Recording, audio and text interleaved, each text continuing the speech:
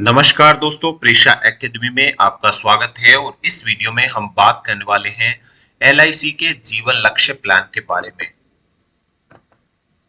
जो है एलआईसी का प्लान नंबर 933। इस वीडियो में आपको इस प्लान से जुड़ी हुई सारी जानकारी मिल जाएगी। दोस्तों, हमारे जीवन में बहुत सारे लक्ष्य होते हैं, जैसे कि बच्चों की पढ़ाई करना या अपने लिए एक घर बनाना या बच्चों की शादी करना। और भी बहुत सारे लक्ष्य होते हैं, फॉरेन ट्रिप पे जाना या कुछ चीज बाय करना, कार बाय करना। और भी बहुत सारे लक्ष्य हमारे जीवन में होते हैं। अगर आपके जीवन में भी ऐसे लक्ष्य हैं, तो इन लक्ष्य को हासिल करने के लिए एलआईसी ने प्लान लॉन्च किया था, जिसका नाम है जीवन लक्ष्य प्लान। ये एलआईसी का सबसे बेहतरीन प्लान में से एक है और सबसे ज्यादा बिकने वाले प्लान में शामिल है। इस प्लान की खास बात क्या है, वो हम इस वीडियो में जानेंगे। लेकिन उससे पहले जान लेते हैं कि ये प्लान कौन ले सकता है। तो प्लान लेने के लिए आपकी उम्र कम से कम 18 वर्ष होनी चाहिए। अगर आपकी उम्र 18 वर्ष से कम है तो ये प्लान आप नहीं ले पाएंगे। और प्लान लेते टाइम आपकी अधिकतम उम्र है वो 50 वर्ष हो सकती है।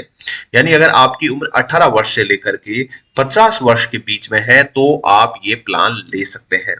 जब पॉलिसी मैच्योर होगी तो वहां पे मैक्सिमम एज है वो 65 वर्ष हो सकती है। और मिनिमम पॉलिसी आपको 13 वर्षों का लेना पड़ेगा। मैक्सिमम पॉलिसी आप 25 वर्षों तक ले सकते हैं।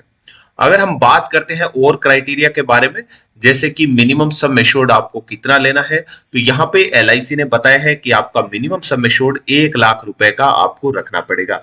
अधिकतम सम एश्योर्ड में किसी प्रकार की लिमिट नहीं रखी है। हालांकि जो अधिकतम सम एश्योर्ड होता है वो आपकी फाइनेंशियल कंडीशंस को देखते हुए अंडरराइटर डिसाइड करता है।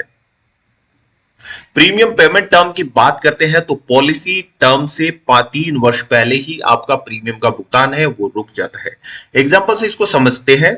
जैसे मान लीजिए आपका पॉलिसी टर्म है 25 वर्षों का, तो आपका प्रीमियम 22 वर्षों तक रहेगा। और अगर आपका पॉलिसी 13 वर्षों का है तो आपका प्रीमियम है वो 10 वर्षों तक भुगतान करना पड़ेगा। अब जैसा कि इसमें डेथ बेनिफिट और मैच्योरिटी बेनिफिट दोनों मिलते हैं, तो हम देखते हैं कि मैच्योरिटी बेनिफिट क्या बोलता है। जब पॉलिसी होल्डर के जिंदा रहते, पॉलिसी मैच्योर होने तक पॉलिसी होल्डर जिंदा रहते हैं तो मैच्योरिटी बेनिफिट मिलता है। और अगर पॉलिसी होल्डर की डेथ हो जाती है तो वहां पे डेथ बेनिफिट मिलता है नॉमिनीज को। अब हम एक एग्जाम्पल की बात करते हैं, हाइपोथेटिकल एग्जाम्पल है, उससे हम समझते हैं कि क्या बेनिफिट कैसे काम करता है। सबसे पहले हम एग्जाम्पल लेते हैं कि पॉलिसी होल्डर पॉलिसी मैच्योर होने तक जिंदा रहते हैं, उस कंडीशन में बेनिफिट्स क्या रहेंगे। तो यहाँ पे फॉर एग्जाम्पल हम लेते हैं कि सम एश्योर्ड है 5 लाख का है और यहाँ पे पॉलिसी पीरियड है 25 वर्षों का। तो एक 30 वर्ष का व्यक्ति इस पॉलिसी को बाय करता है तो इनको 22 वर्षों तक प्रीमियम का भुगतान करना पड़ेगा। और इनके लिए प्रीमियम की अगर बात करते हैं तो इनका प्रीमियम लगभग 20,000 रुपए सालाना प्रीमियम यहाँ पे रहेगा और मंथली प्रीमियम 1700 रुपए के आसपास आएगा। अगर टोटल प्रीमियम की बात करते हैं तो ये 22 वर्षों में कुल मिलाकर 4.5 लाख रुपए का प्रीमियम भुगतान कर देते हैं। और इनको मिलता क्या है, जब इनकी एज होगी 55 वर्ष, यानी 25 वर्ष बाद जब इनकी एज 55 वर्ष हो जाएगी तो इनको मिलेगा मेच्योरिटी बेनिफिट।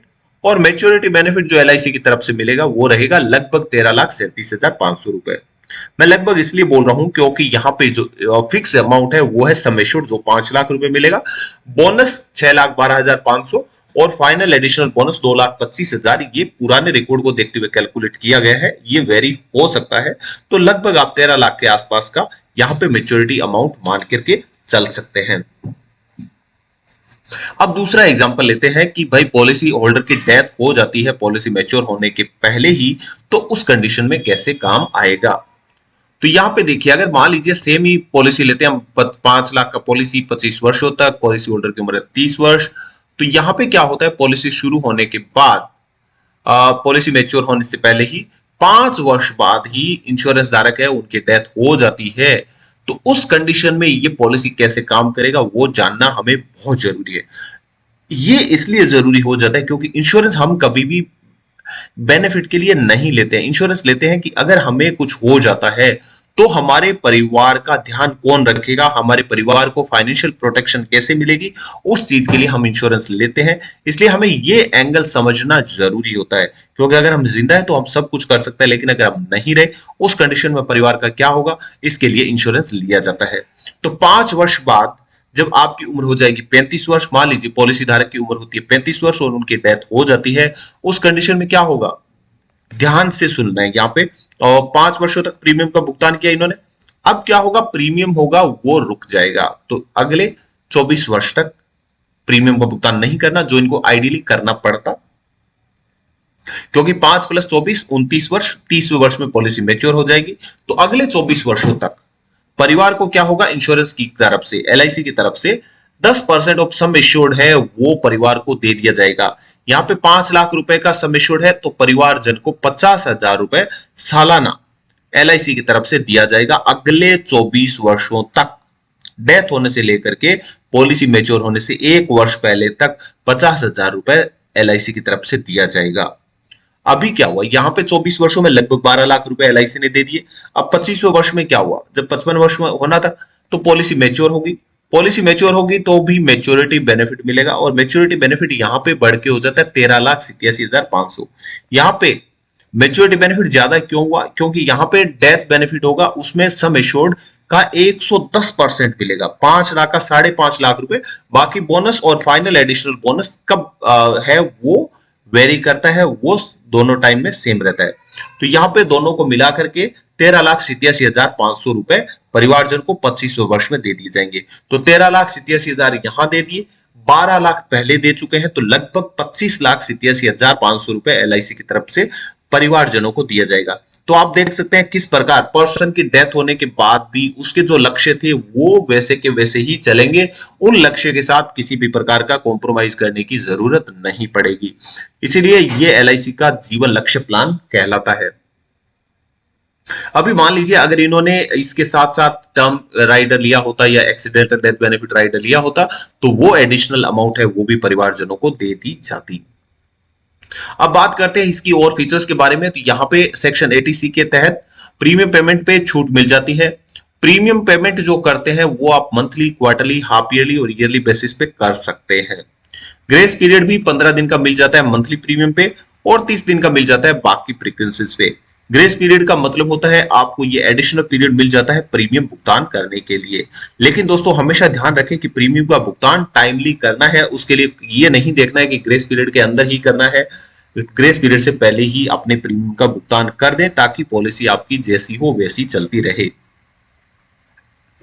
लोन की बात करते हैं तो यहाँ पे 2 वर्षों तक प्रीमियम का भुगतान करने के बाद आप 90% ऑफ सम एश्योर्ड जो अमाउंट है उसके लिए लोन एलिजिबल हो जाते हैं। ये लोन कोई फ्री नहीं मिलता है, आपको इसके बदले में एलआईसी को ब्याज देना पड़ेगा। पॉलिसी सरेंडर भी आप कर सकते हैं। पॉलिसी सरेंडर आप प्रीमियम पेमेंट के 2 वर्षों बाद कर सकते हैं। ध्यान रखना है पॉलिसी लेते टाइम कभी भी इंश्योरेंस एजेंट के बहकावे में ना आए।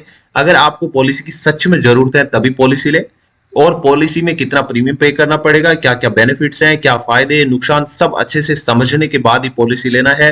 क्योंकि पॉलिसी को अगर आप सरेंडर करते हैं तो अच्छा खासा जो प्रीमियम है वो इंश्योरेंस की तरफ से काट लिया जाता है। पॉलिसी रिवाइवल की बात करते हैं, किसी कारणवश आप पॉलिसी का प्रीमियम पेमेंट करना बंद कर देते हैं तो पॉलिसी आपकी बंद हो जाती है।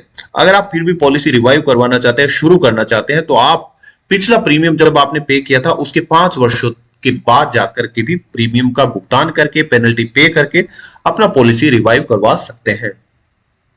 अब राइडर्स की बात करते हैं तो इस पॉलिसी में आपको accidental death and disability rider मिल जाता है। साथ ही साथ आप चाहें तो सिंपल एक्सीडेंटल डेथ राइडर भी ले सकते हैं। न्यू टर्म इंश्योरेंस राइडर का विकल्प भी यहाँ पे दिया गया है, और न्यू क्रिटिकल इलनेस राइडर का ऑप्शन भी इंश्योरेंस धारक को मिल जाता है। तो यहाँ पे 4 राइडर्स हैं, उनमें से चुनाव कर सकते हैं। राइडर्स के लिए आपको एडिशनल प्रीमियम का भुगतान करना पड़ेगा और आप एडिशनल प्रोटेक्शन ले सकते हैं। पे आउट ऑप्शंस की बात करते हैं तो पे आउट यानी डेथ के बाद आप या मैच्योरिटी पे सारा अमाउंट है वो एक साथ लिया जा सकता है, या चाहे तो इंश्योरेंस की एलआईसी को आप 5 या 10, 15 वर्षों का जो इंस्टॉलमेंट है उसका भी विकल्प चुन सकते हैं। जब आप इंश्योरेंस का विकल्प चुनते हैं तो मैच्योरिटी अमाउंट पे इंटरेस्ट के साथ आपको जो विकल्प के अनुसार इंस्टॉलमेंट पे किया जाता है। और तो दोस्तों ये था हमारा जीवन लक्ष्य प्लान, और उम्मीद करते हैं आपको जीवन लक्ष्य प्लान के बारे में अच्छे से जानकारी मिली होगी। हमने इस प्लान को बहुत ही साधारण भाषा में समझाने की कोशिश की है ताकि इंश्योरेंस का जो जार्गन है, टेक्निकल वर्ड है, वो एक आम आदमी को समझ में आ सके और वो अगर अब इस इंश्योरेंस पॉलिसी को रीड करेंगे तो अच्छे से इसको समझ पाएंगे और अगर वो एजेंट से बाय करते हैं तो वो क्वेश्चंस पूछ पाएंगे और एक अच्छा पॉलिसी लेने में उनके लिए लाभदायक होगा। ना ही हम इंश्योरेंस एजेंट है, ना ही हम इंश्योरेंस एडवाइजर है। और आप जब भी पॉलिसी लेते हैं तो एलआईसी से बात करें, एलआईसी के ब्रोशर से वो अच्छे से पढ़ें, इंश्योरेंस एजेंट से हमेशा बात करें और जो इंश्योरेंस एडवाइजर है उनसे भी आप बात कर सकते हैं। हम इंश्योरेंस एडवाइजर नहीं है, इसलिए हम आप पॉलिसी ले ना ले इस पे हम राय नहीं दे सकते हैं। दोस्तों, आपको वीडियो कैसा लगा जरूर बताएं। अगर चैनल को अभी तक सब्सक्राइब नहीं किया तो प्लीज चैनल को सब्सक्राइब कर दीजिए। लाइक, शेयर, सब्सक्राइब और कमेंट करना भी ना भूलें। वीडियो देखने के लिए और अपना कीमती समय देने के लिए आपका बहुत बहुत धन्यवाद। Keep watching Prisha academy. Thanks.